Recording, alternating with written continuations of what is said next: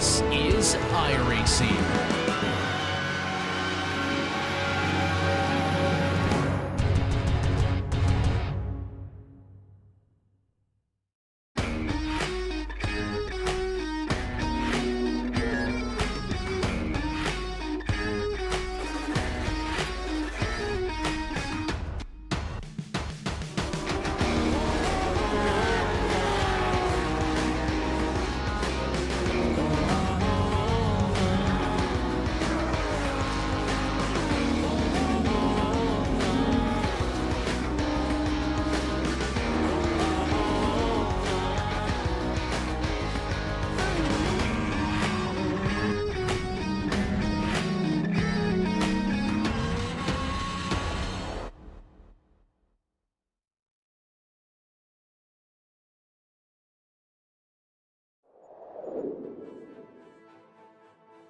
With the real-world Carrera Cup taking place at COTA this past weekend, it feels fitting to find ourselves also back at this spectacular venue. It's Texas, so you better go big as we get ready to watch Round 8 of the Porsche Owners Club Series. You'll see it all live here on the Global SimRacing Channel. Hi, I'm Joe Peak, and with me in the booth is Alex Goldschmidt. Behind the scenes is our director, Christian Duploy, and he's using cameras provided by Dougie Beard. This place has hosted everything from F1 to NASCAR, so let's get familiar with it with our track guide. Welcome to Circuit of the Americas. The cliche of everything's bigger in Texas rings true for this track in the Lone Star State. Built specifically for Formula One, the number of corners, circuit length, safety features, and general track amenities immediately set this place apart from almost every racing course in the United States. Of the 3 layouts available, the most widely used is the Grand Prix circuit, which tops out at a whopping 20 turns along nearly 3.5 miles. Many of them have been modeled after well-known sections of European tracks such as Silverstone, Hockenheim, and Istanbul. But compared to those venues, this place still has lots of unique challenges. Turn 1 in particular features the largest elevation change from the lap and culminates in a blind and sharp hairpin. The penultimate corner is just as tough, with its off-camber apex and sudden drop forcing many to escape to the paved runoff on the outside. And though it was meant to lure F1, many other series have now raced here, ranging from IndyCar to WEC, IMSA, and even V8 supercars. Track days are also common, with the SCCA running all types of amateur events to allow up-and-coming drivers to feel what it's like to battle on the same tarmac as Vettel and Hamilton have.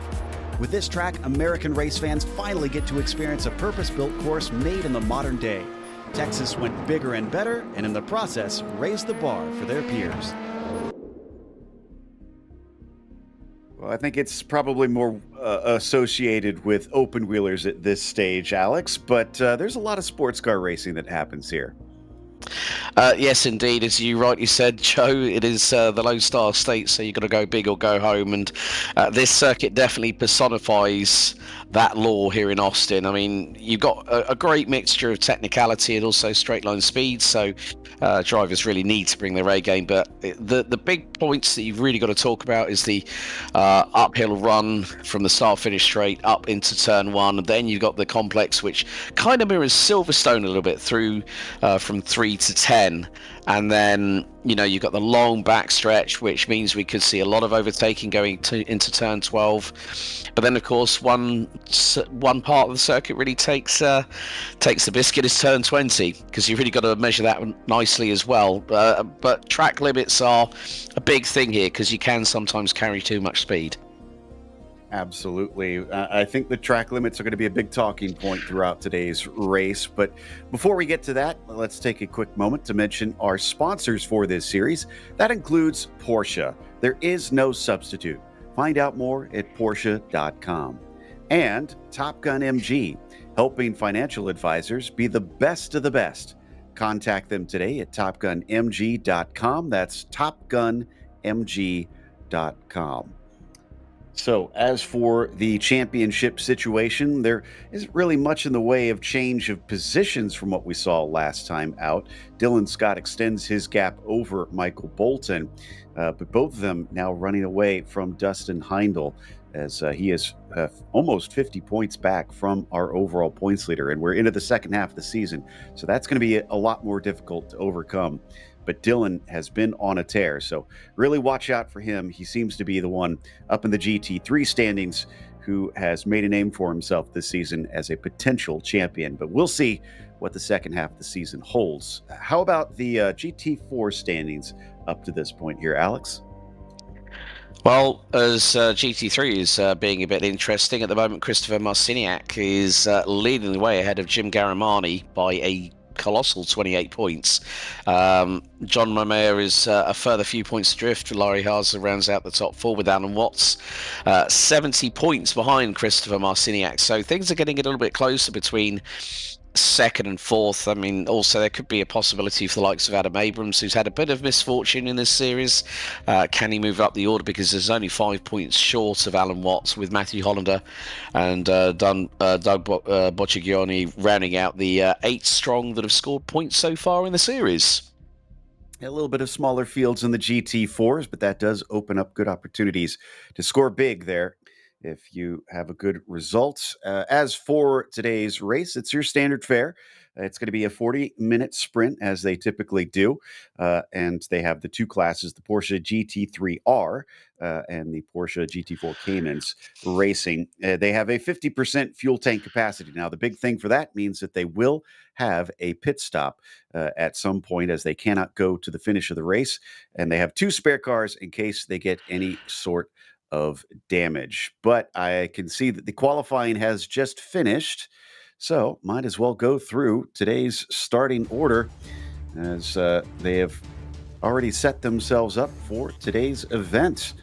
And on the top of it, it is Jack Duncan actually quickest today. Dylan Scott unable to best him, starting from the outside of that front row. Federico Del Toro will start in P3.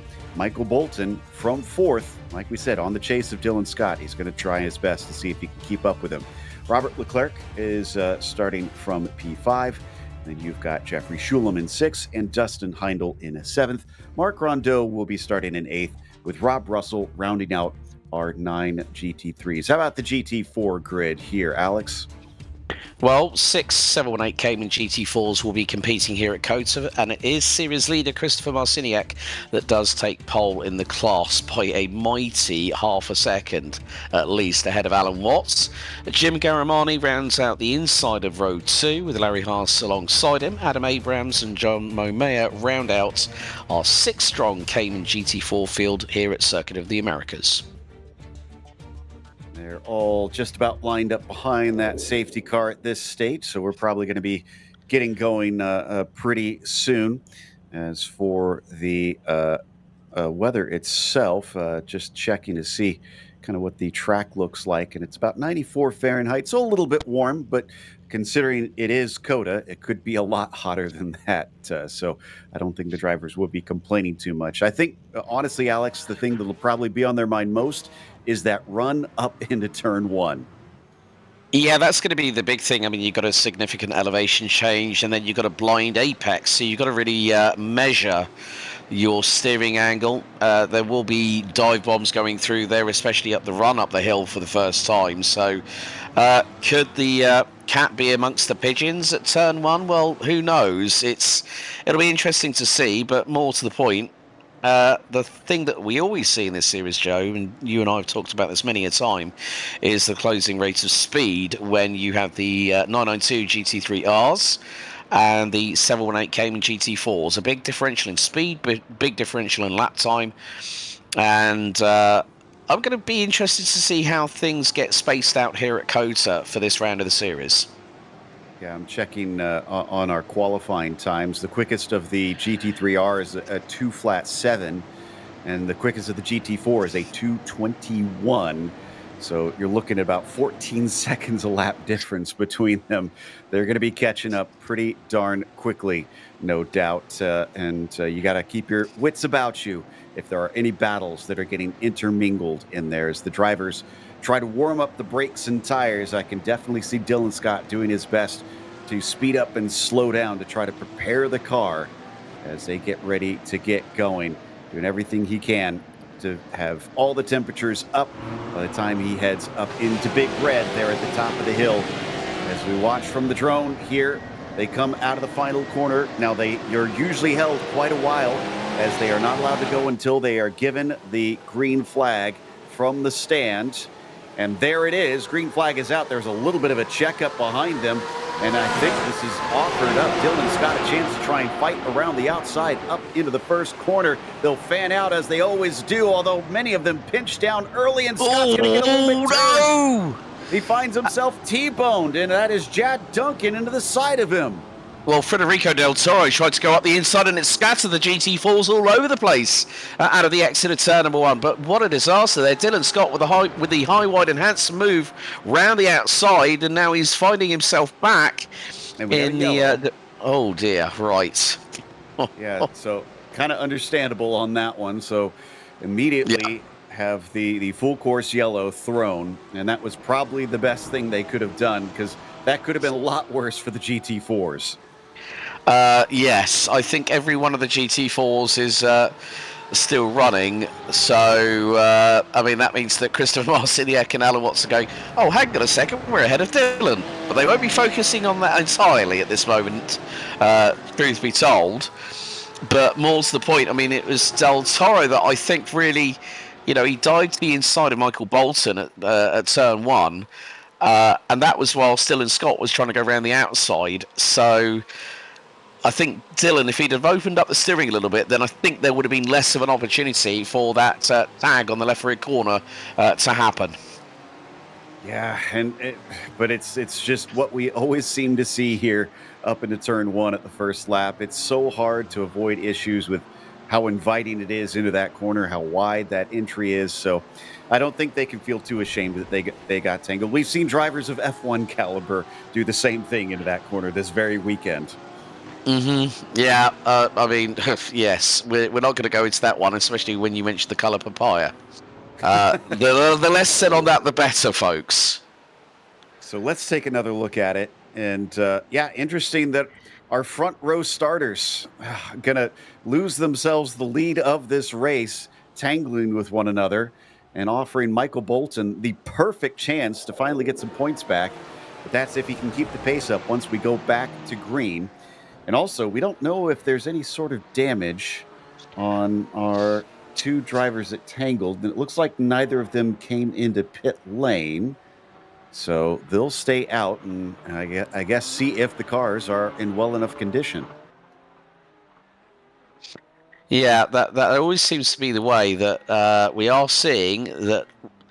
Well, the pit lane's Claxton stand, and that is Adam Abrams coming into pit road. So, was there a secondary issue here? It's kind of looking like it. Oh, the car does not want to stop, and should have taken the escape road, I fear, but the driver of the 704 does have that spare car waiting for him, which it looks like he's taking already. Well, that's not gone well for Adam Abrams, as we're back behind the Porsche safety car, and with the lights ablaze. Yeah, I mean, you know the old saying, Joe, two's company, but three's a crowd. I don't think Jad Duncan was expecting Federico Del Toro to fire it at such close proximity at the top of the hill at turn 1. As I said, blind apex, so you got to try and measure it. But yeah, first lap, things happen. And it wasn't even Del Toro that really got to reap the benefits. It was Bolton who came out in that top spot, but that does promote a lot of cars up multiple positions. In fact, most of them did gain those 2 spots, but it was Bolton who was up 3 pretty much at the very first corner. You mentioned Marciniak and Watts were able to kind of sneak through that, so they're still in P1 and P2 in the GT4s. But I think there was just slight bits of contact at the back of the GT4s from what I could see in that replay.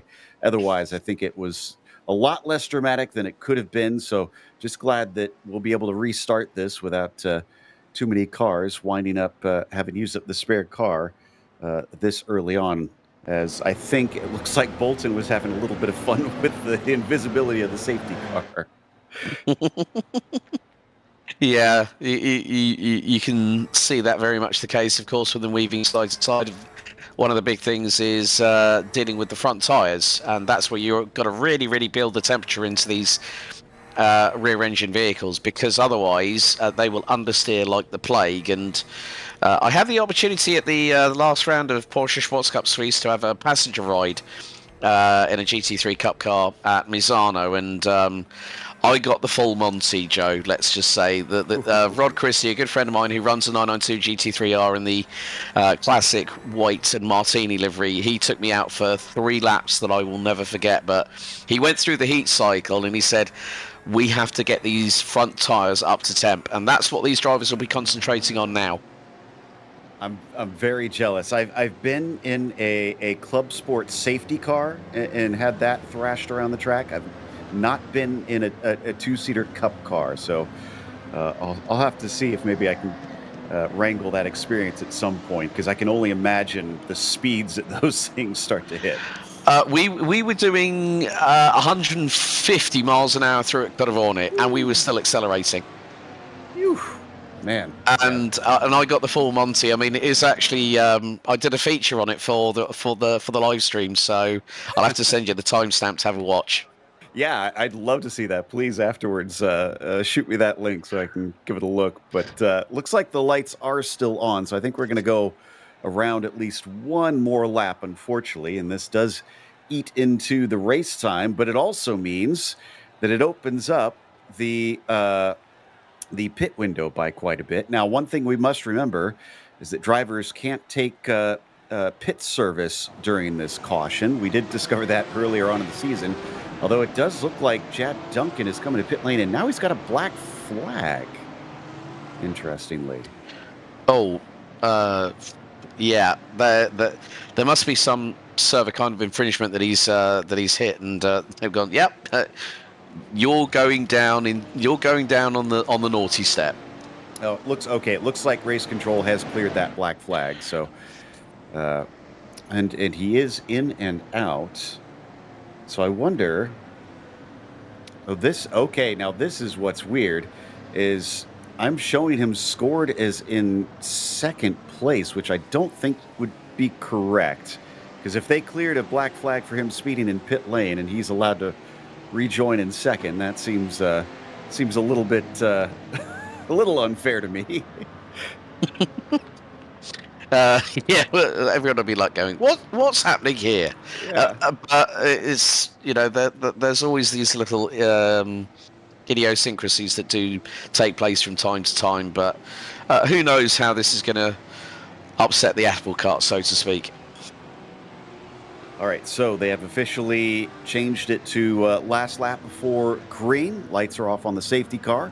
We'll get going next time by. Let's see, we're at, about 32 minutes left, it looks like. So probably going to be starting with a little bit less than a half hour to go, because it is quite long pace laps around here. Yeah, and I think also you mentioned about the 50% fuel limit that these drivers have. This will help with regards to how the strategies might play out, because it's a long circuit here at COTA, and this is helping every single driver being able to do more full push laps, so we might get a lot more exciting racing on the cards here, Joe.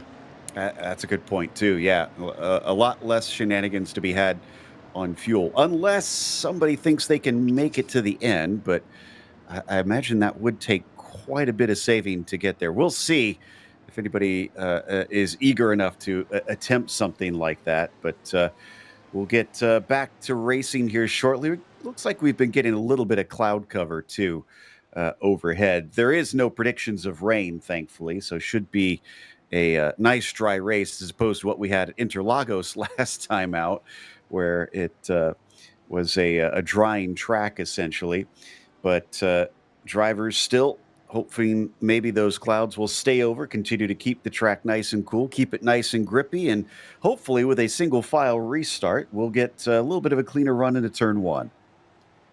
Yeah, and still some weaving happening, just as I said, with regards to those front tyres. Very, very important, because you want all your weapons sharp, and you don't want a car with cold front tyres going into the hill at the top of turn one and, lock up. That could really cause problems. That could mean that someone might have the opportunity to go up the inside at the moment's notice, and it is quite easy to do here at COTA, but also you've got to look at the run down the backstretch, Joe. You know, it's a long run from turn 11 to turn 12, and even there, if your car's front tyres aren't still up to temp, you can lock up and go straight on. That's a good point. And maybe that's why we're seeing so many of them working so hard to prepare for this restart, knowing that they could find themselves in quite a bit of danger, sending it sailing up into that first corner, since it does crest quite a bit on the entry. But we'll see who has got it right and who hasn't done enough of that weaving and friction on the tires to try and get them into working order, as we're just now coming out of the triple apexer and up towards turn 19. A very tricky corner, especially in these cars without much downforce on them. Very anti-camber corner that drops off, you can see, as it runs downhill, and often catches out many drivers. There goes the pace car back on in. So now control is being given to Bolton. Now he should be able to go whenever he wants. It's not like the initial start where they have to wait. And he is going to stack them up a little bit, it looks like. So he's not going immediately and holding them quite a while.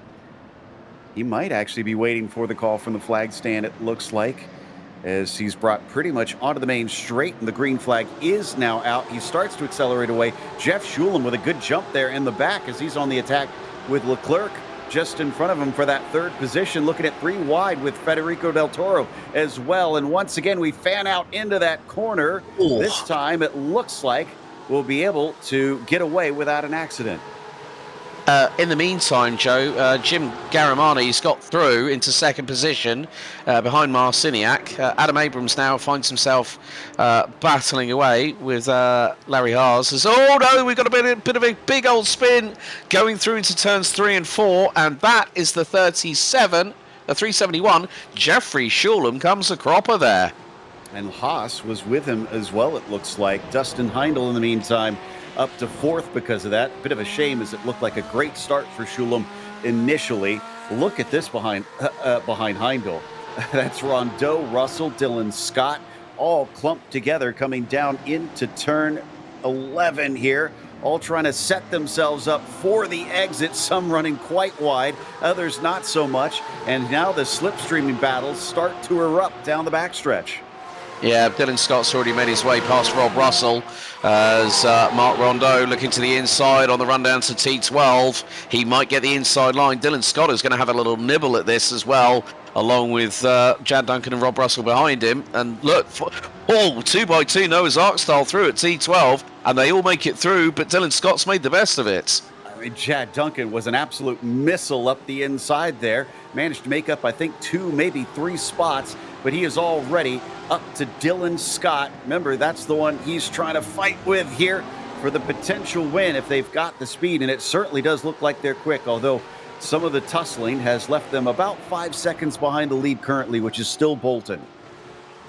Yeah, in the meantime, looking at the GT4 side of things, Christopher Marciniak now has a 1.4 second lead over Alan Watts. Adam Abrams rounds out that top 3. Jeffrey Schulem is closing in quickly, as you would expect with the 992 GT3R. Mark Rondeau is trying to chase down Rob Russell in the PlayStation livery number 13. Another new fastest lap by Michael Bolton in the number 127. He's got a 2.3 second lead over Robert Leclerc, but it's that there's those margins, Joe, those margins of where you really, really need to chance it, and they're probably pushing the best part of 120 miles an hour through the complex from turn 3 to turn 7 at least, and you've got to think of the average speed that they carry, as there is Dylan Scott, and he's already closing in on Dustin Heindel. He's our man originally from Australia, of course, enjoyed the run at Bathurst a few rounds ago. He's closing in on that 4th spot. So yeah, Dylan Scott clearly on the move, and Dustin Heindel, I think, is going to have a send towards his inside very, very shortly. Not quite here, as Dylan Scott showed his nose. I think he's smarter than that. He knows he needs to work on this exit right here down towards 12. And he's got a pretty decent launch. It looks like the speed is still well in favor of Dustin Heindel. He's not gathering him up as quickly as I imagined he would. He's still going to kind of poke out down to the inside under braking. He has to sit back in fifth once again. He's got to watch out. Chad Duncan is using this chance to catch back up. Now as they switch back into the stadium section, Dylan Scott continuing to poke and prod. One of the biggest problems with the 992 GT3Rs is that if you're aggressive on the curbing, it can cause problems with the suspension rebound, especially with the shock absorbers, and the cars don't like going over sausage curbs. And that's the big thing, because you'll lose a lot of momentum. You'll lose maybe 2 to 3 tenths of a second. If you're lucky, if you're not lucky, you'll be yourself backwards the wrong way down the circuit. That's a very good point. So you have to watch out for some of the curbs here. Others you can really eat up.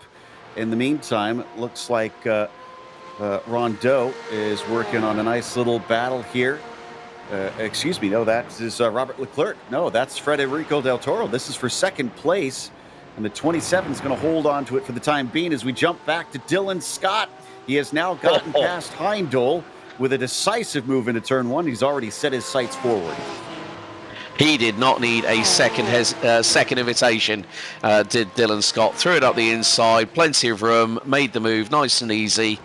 And the good thing was that Dustin Heindel knew that Dylan had the pace, had the speed override, so to speak, had that long run up the hill, and thought, well, he's going to get me. If he's going to get me here, I might as well just play safe and just keep myself out of trouble. But what that has done is put Heindel into the clutches of Chad Duncan, as we've got a replay coming up here, Joe. So this is John Molmeyer, and I assume this is what left him to the side. Oh, a big hit. So this one, I believe this was the restart. I wasn't aware they had that much of a thwack even before he got to the S's. Yeah, it looks like that was contact with the right side of Larry Haas in the 266, because it looked like he just turned in, and it might have been a little bit too aggressive on the turn in, and then all of a sudden, John accidentally spun himself around, and that can happen. Meantime, however, Christopher Marciniak is being reeled in, hook, line and sinker by Alan Watts for the class lead in GT4. It's only about 4 tenths of a second, but Alan Watts really showing his hand here at COTA. Yeah, I was not expecting that, to be honest, and I'm checking to see lap times here. Marciniak with a 2:23, so I don't think he's crazy off the pace. It looks like it was a 2:22 last time by for Watts, so he's clearly looking massively quick at this stage, and few people have been able to best Marciniak so far this season, the GT4s. This is the challenge many have been looking for. Yeah, and in the meantime, we did actually see a replay in the top right-hand corner of our screen. So that was Jeffrey Schulem, the back end, turning around on the 371.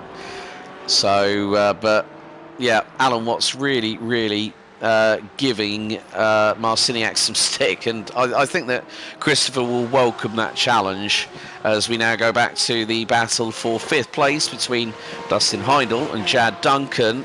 Chad Duncan's got the overspeed here. Heindel trying to make the back end of the car as wide as humanly possible. And you can just see as they're going through the twisties, as I like to call them here at COTA, from turns 2 to turn 10, you've got a high average speed through the corners, but it does slow down as the variances of the apexes do broaden, Joe, here at COTA. It's an easy circuit to master in those in that particular section of the circuit. Certainly not, and I'm kind of interested in what's going on between Duncan and Heindel here, because I get the feeling that Chad is losing an opportunity to keep up with Scott, who's already, I think, nearly 3 seconds up the road from him, and set his sights on Leclerc, who is going to hold him back at least for this corner, but he's caught him so quickly. It's looking like a matter of time before he surpasses into the podium positions. Heindel still unable to take the spot here on the entry to 12. I think one of the biggest things here, Joe, that I've noticed is that once you get clear air, if your name's Dylan Scott, then you can get the opportunity to get through, as we see a replay top right-hand corner. Larry Haza, oh, well, there we go, completely off, and ball. That was a big old code round for Larry in the 266, and that's probably what put him over the instant limit penalties and then put him in the pit lane with a black flag. But yeah, it's once Dylan Scott gets that clear air, that car is an absolute weapon. And even though we've still got 20 minutes of the race to go, so at half-time here at COTA, I think Dylan Scott, at the pace he's running, he's just done a 2:08.2.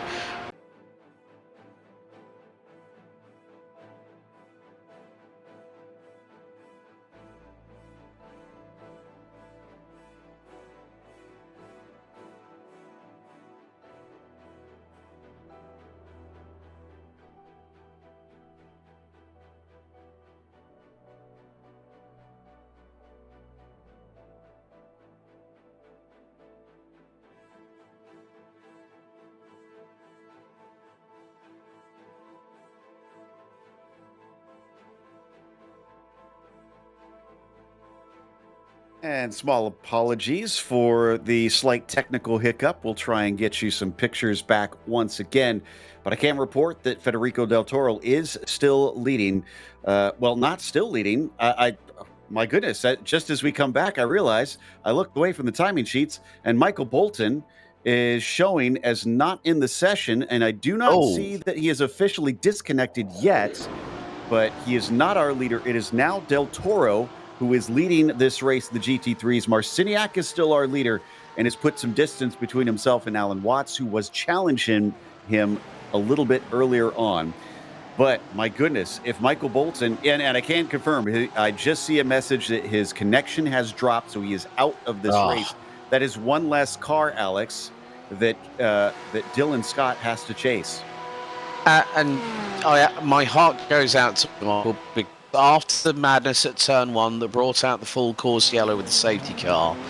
That has got to be heart-wrenching for the 127, because he had led every single lap of the race so far up until that moment, and it just goes to show, folks, it's the same with the POC Sim Racing League. If you have a disconnect, that's it, game over. You can't rejoin the server, and then that means that Michael Bolton's lost a hell of a lot of points. He can rejoin, but yeah, I mean, he's basically going to be finishing in 9th unless somebody else has a major drama. I did see that he's reconnected. We'll see if he actually gets back onto the track, because it's going to be a couple minutes, without a doubt, before his connection is fully on and he's able to join the circuit. In the meantime, Jad Duncan's still working on Robert Leclerc, but in front of these two, Dylan Scott has been cutting down on Del Toro extremely quickly. He's got it under 2 seconds for the overall lead, and Jad Duncan is thinking about taking it at turn 1 up into Big Red. He doesn't have it completely done yet, but he's going to elbow out Leclerc at the exit of the corner. Well, also, the thing was, Leclerc trying to apply the power coming out of Big Red. The back end had a slight wobble, so loss of traction, and it thereby cemented the move. But it's not over yet, because look at the speed that Leclerc is carrying behind Jad Duncan, and Robert nearly goes completely all 4 wheels off track to try and chase him down, and then that compromises into the next couple of corners. I think that was around about turn 6. That Robert just went a little bit wide, and then all of a sudden that means that Jad Duncan has got a half-second advantage. But Dylan Scott last time round, a 2:07.9, Del Toro 2:08.250, which means that is a 3.5 of a second chunk of that what was a 2-second lead. But who's that spun in the foreground? That's Jad Duncan. Jad Duncan, I think, has spun it. You're right. That must have been coming out of turn 11, and I think that was all on his own. He's got nobody else to blame, and it drops him down to 6th position. That's Marc Rondeau in behind him. He was doing so good at trying to keep up with Dylan Scott in his run up the field. And by the way, if you do see flashes of Michael Bolton, because amazingly he has already reconnected, he actually is on the lead lap, but he's not leading this race. He is close to being lapped. That is Del Toro right behind him. No, Rob Russell's dropped it as well. There are mistakes coming in the latter stages of this race.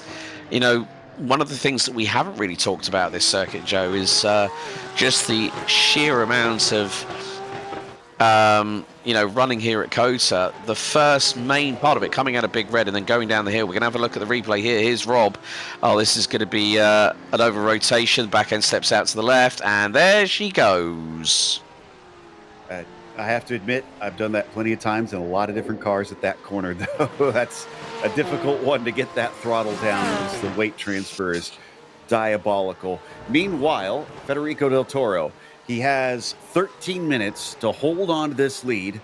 Dylan Scott in behind him by about 1.8 seconds. It does look like Federico is picking up the pace because it hasn't cut down as quickly. It's still at about 1.8 seconds, but I almost wonder if this means, as we ride on with Scott now, on board with Scott, is Alex, should Dylan maybe try to pit early so that he could maybe leapfrog him if he feels like he has better pace?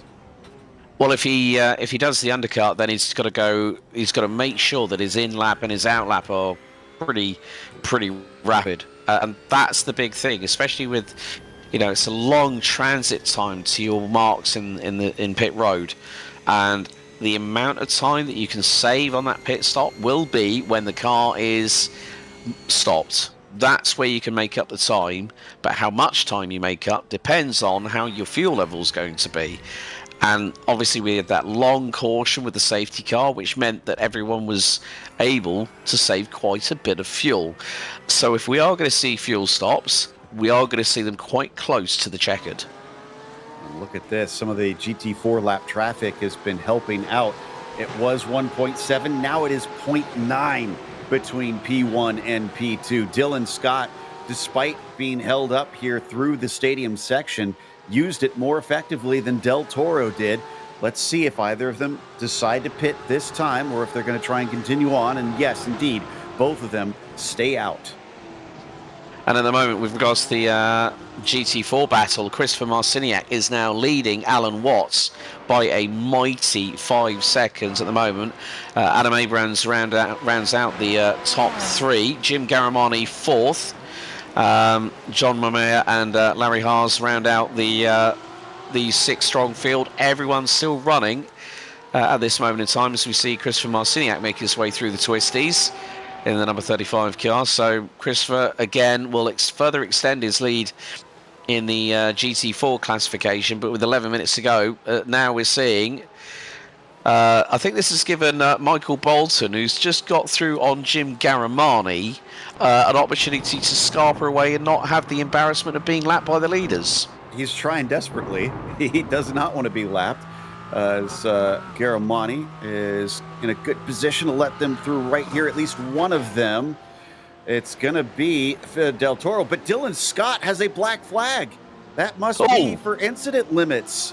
As just as he catches up, this is going to make it infinitely harder for him to try and take this lead away. It's all been going against Dylan Scott despite his best efforts in a monumental run up to what is just about to be the top spot. They're side by side coming down into the braking of 12. He's got the inside. He's going to reach the apex first, and he will be in the lead, but not for long. Yeah, that's definitely the 3 strikes in your route, so to speak, for Dylan Scott, I'm afraid. It's like he's thrown more balls at the pitcher than strikes down into the catcher's mitt. So this is going to really, really hurt him and take away, with 9 minutes and 50 still to go on the timer, Joe, that opportunity of another race victory here this season. I worried that those incident limits would be a talking point on this one and could affect the race. For those unfamiliar, at 17 incidents, they get a drive-through penalty, and then every 5 beyond that, they get another drive-through penalty, and then even at 34 incidents, they are disqualified from the race. So immediately, Dylan Scott is serving that penalty, and I don't think he was even credited with leading that lap. Del Toro, I believe, may have gotten by the line first. Yeah, because, I mean, it's a very, very long transit time down pit road here at COTA. It's not that easy to take that bitter pill. Jad Duncan, in the meantime, new fastest lap of the race at 2:07.350 as Dylan Scott comes out, and that is Jad Duncan too, is outside through a big red. And is the Australian going to keep it pinned? No. Jad Duncan with more speed, of course, the tyres would have lost a little bit of temperature for Dylan Scott coming out of that pit lane. But look, he's right on the rear of the 83. And now as we go into the slower set of corners here, heading through towards into turn 10, Jad Duncan, was at full racing speed. And Dylan Scott thought, well, you know what, I've got to try and keep with him. I can't tell if it's appropriate or ironic here that these two have wound up together, but for completely different reasons, because Dylan Scott had to serve the penalty. Jad Duncan made his own penalty with his spin, and yet here they are fighting one another for position yet again, and right after they had fallen all the way down the order due to clashing with one another. Looks like Larry Haas with another penalty that he is also going to be serving soon down at pit lane. This is a good run from Dylan, but not enough straightaway to use it. Oh, but look, he's trying every which way in the NFL playbook at the moment here, Joe. And Jad Duncan is really having to make that back end of the 992 GT3R as wide as he possibly can, just to stop Dylan Scott for poking his nose up the inside. But look, there's a little bit of over rotation. Jad Duncan has to open up the steering to correct it, and thereby Dylan Scott says, right, time to put on some dance moves here on the floor at COTA. Looking forward to that tango as well, as these two have been putting on some great fights so far.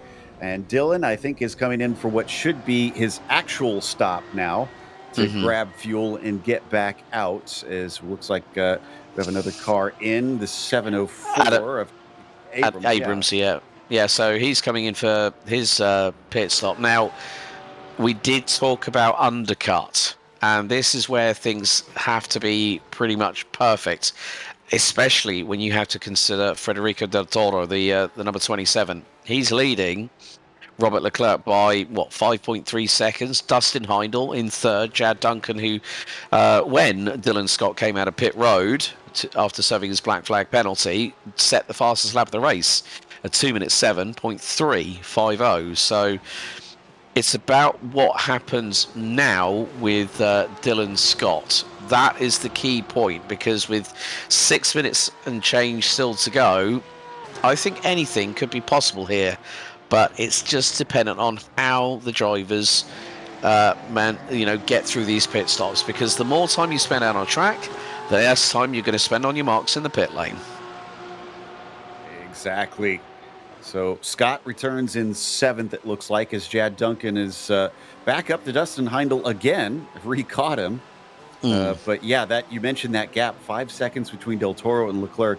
I feel like Federico should hopefully be pretty safe, but you're right, he does have to execute. He has to make sure he has the right amount of fuel set for that car as well, which iRacing now does have some tools that you can use an estimator that will automatically refuel it, and you can set it to either be aggressive or maybe a little bit safer. But who has set it to what? That is the question that really needs to be answered right now, as they're trying to get there. We see both Dustin Heindel and Jad Duncan get through. That was on the 225 Alan Watts, who now leads in GT4, but Jad Duncan and Alan Watts at the same time dive into pit road with just under 5 minutes to go.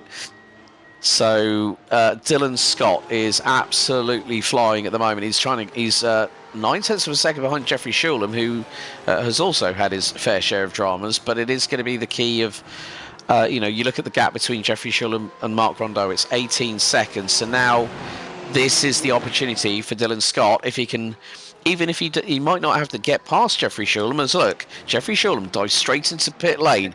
This is the important part now. Can Dylan Scott put in a few quick quali-style laps here at COTA to really give himself the best opportunity possible? And I think a mistake from Jad Duncan, he took tires. That made for an 18.4 second pit stop. Most of the drivers, because of the yellow flag, are only getting fuel for about 4 to 6 seconds out there. He is going to be massively behind everybody else. And he's got to go through the heat cycle on that front end. That has put him at a big disadvantage. And I think he'll probably be kicking himself that he didn't uncheck the tyre box. He will be, but here's where it gets wild. Remember how the mistake and the penalty put the two of them together once again?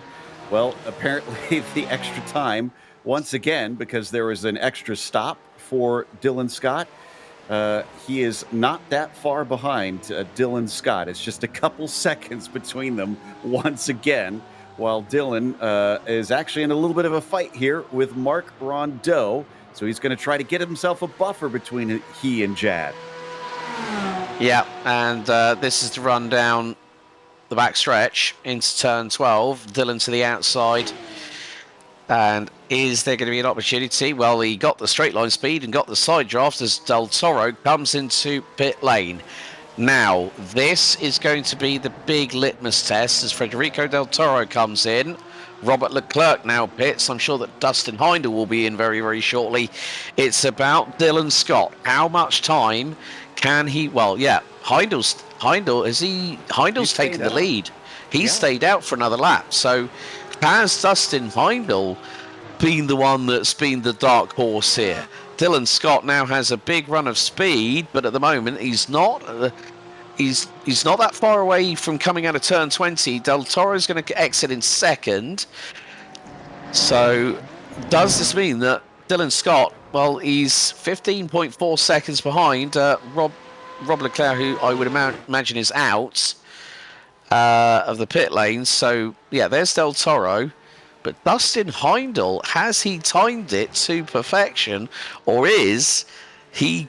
Now, the big thing is, Joe, I see a 9.8 second gap. Dustin Heindel, when he crosses the line, will be on the white flag lap here at COTA.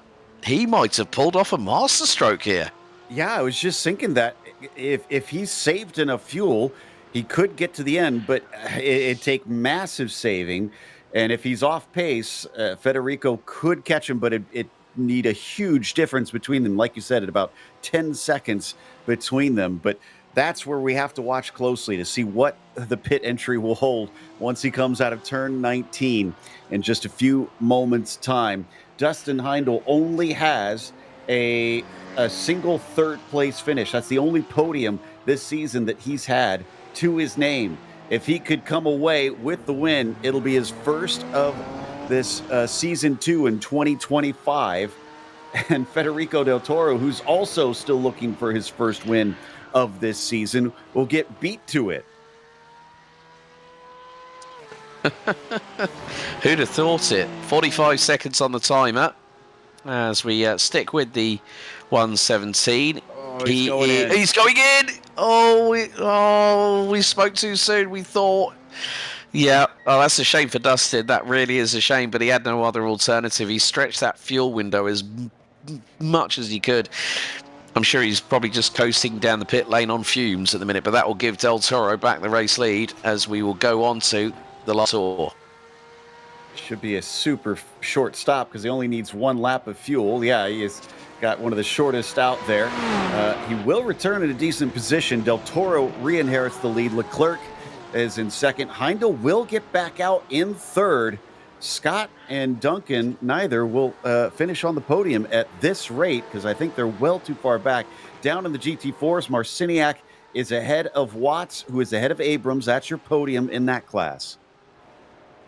Yeah, I mean, Christopher Marciniak, that's why he's been the series leader for so long, and he's going to extend that by a country margin, so to speak, after what has been a pretty dominant performance. I mean, yes, we did see Alan Watts have the lead at one point or another, but this man here, Federico Del Toro, with a 5.1 second advantage over Robert Leclerc, is well, you could say he's going to be coasting. Well, probably not, but the way that engine's roaring at the moment. But yeah, he's made the best of the situation. But credit to Dustin Heindel for again, trying to push that fuel window as long as possible.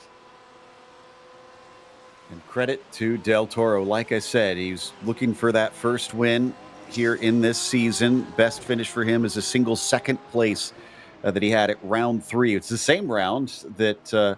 Oh no! Third. Chad Duncan spun it again. So I don't think that'll lose him a position, but definitely solidifies that he's going to have to do no better than 6th here today on a day that he should have maybe had a shot at the win after starting on pole out there. The 27, who earlier in previous seasons was dominating over the GT4s, decided to swap over to the fastest class now. And around the final corner, Federico Del Toro will finally win here in Season 2 of 2025. Well, that snuck it up the inside of turn 1 on lap 1, and he's finally got that. He's broken his, as we would say, if you use a cricket analogy. Robert Leclerc takes P2. Dustin Heindel, well, close, but no cigar for the man in the 117. Dylan Scott, he has had everything thrown at him and still comes across the line in 4th, ahead of Mark Rondeau. But like you say, you know, Chad Duncan, absolutely shocking luck for the man who put on pole. But Christopher Marciniak, who's got Larry Haas just in front of him, they come out of turn 20, and the number 35 will continue to extend his lead in the series in the GT4 class, flashing the headlights as he crosses the line. He's going to win by a country mile, the best part of nearly 18 seconds as we wait for the 225. There is Alan Watts, as he's done a pretty solid job here tonight, and he will take P2, a well-deserved P2. And Adam Abrams is going to come across the line a little bit further back. Michael Bolton, let's give credit where credit is due, led from the turn 1, lap 1 incident. He's going to cross the line in 9th in class, but 11th overall after that sudden disconnect, which was a real shame for Michael, because he also had an opportunity, as here comes Jim Garamani, and he'll cross the line in 14th spot, 5th in the GT4s. Jim also was running in the top 3s earlier on this race, but there we go. All our finishers across the line, Mr. Peak.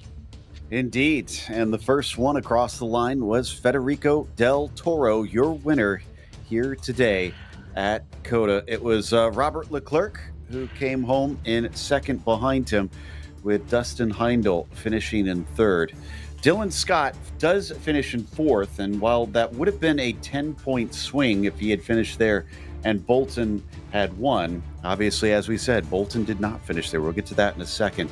That was Mark Rondeau finishing P5, Chad Duncan in 6th, Rob Russell P7, Jeffrey Schulam in 8th.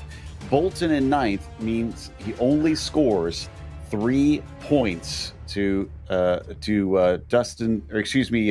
Dylan Scott's 10 points that he scored in this one, so he will not close. And then here is our GT4 results, with Marciniak taking the win, Alan Watson 2nd, Adam Abrams P3, Mo Meyer 4th, Garamani 5th, and Larry Haas in 6th. And it looks like Del Toro is already ready to chat with us. Let's bring him in and see how he feels about this victory. Federico, your first win of this season. Maybe a bit of a surprise because of Bolton having his connection issues, but it's still just as happy as celebrations. Yeah, there was a couple of guys that for sure were a little faster. I got a little bit lucky on the start, and that's the first win. Now, win is a win, no matter what. Exactly. And talk about the last lap, though, coming up. When you saw that Dustin Heindel had stayed out, were you worried that maybe he was going to make it on fuel? No, I think it's a mandatory pit stop, but I'm not sure. I wasn't even looking. I was just looking forward. This track is hard enough that to not get excess everywhere and to keep your concentration on. You did a great job on that concentration, despite being run down by Dylan Scott at one point. So do you think you can keep this going? Does this give you kind of the shot in the arm that you were needing this season? Yeah, when I was leading, I'm like, okay, well, let's just go forward, apexes, and just try to be consistent. And my inability to deal with traffic is still one of my weaknesses. I don't press the traffic or the slower cars that much. Well, I guess the self-awareness is the first step on that one, and we'll see if you can improve upon that. But in the meantime, I think it's time for some celebration, so go enjoy the victory. Thank you. And I'd like to thank, like always, my wife, Rhonda, that puts up with all my practices and all the time that I spend in the sim.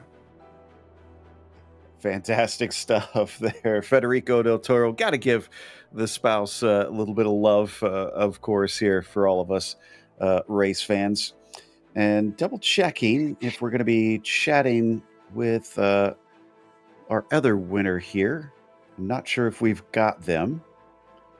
Looks like we might give it a shot. And I suppose Alex may have caught up with Marciniak. Let's find out. Christopher, are you there? You've got Robert here. I was in Robert Leclerc, I would believe. Yes. Is that correct? Yes, sir. So, well, a second place finish in what was a pretty much a topsy-turvy GT3 adventure here, Robert. But still, a well-deserved second position. How are you feeling after that one? Not too bad. Enjoying the second position. You know, it's second podium in a row, so pretty happy. I mean, it was really would have been the case of that long caution and the safety car after what happened in turn one. What did you see from your perspective? Not much. Probably like the same thing Nico saw. Not much.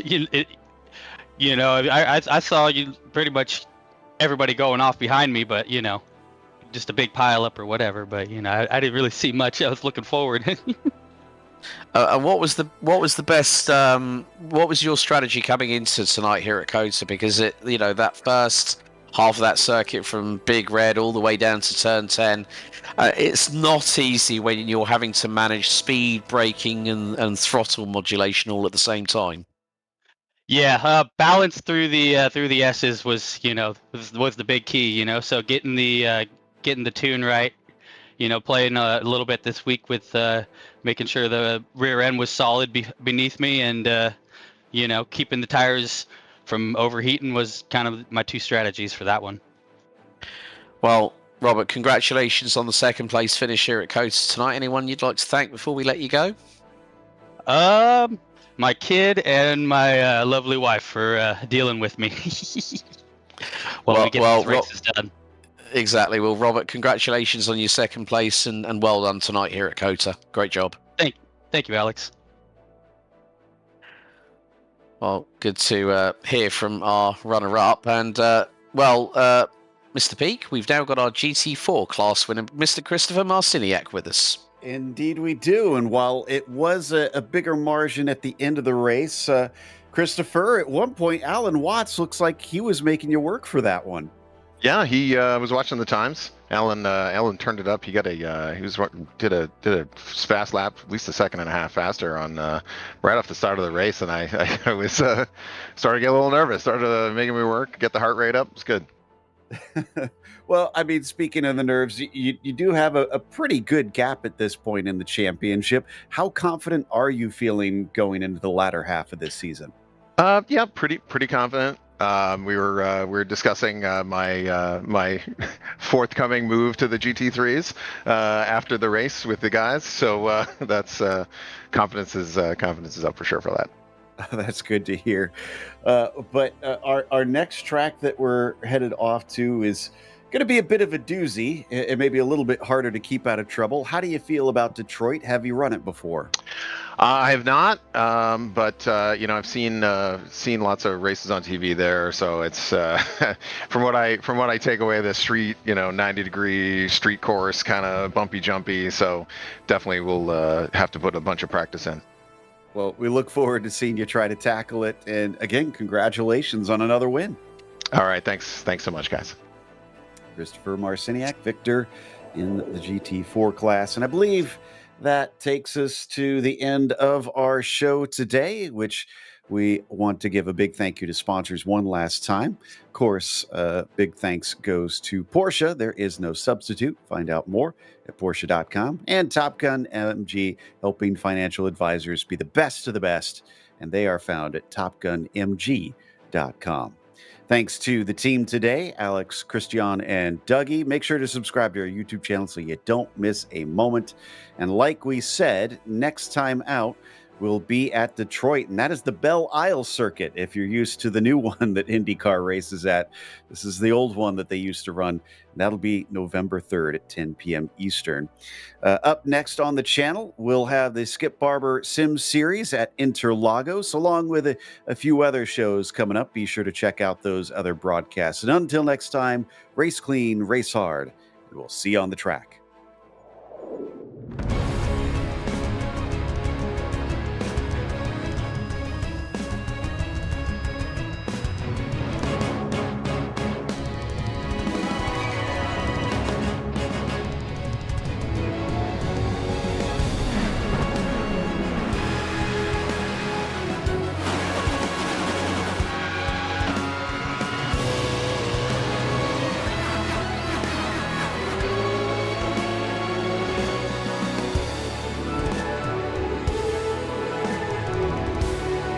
This is iRacing.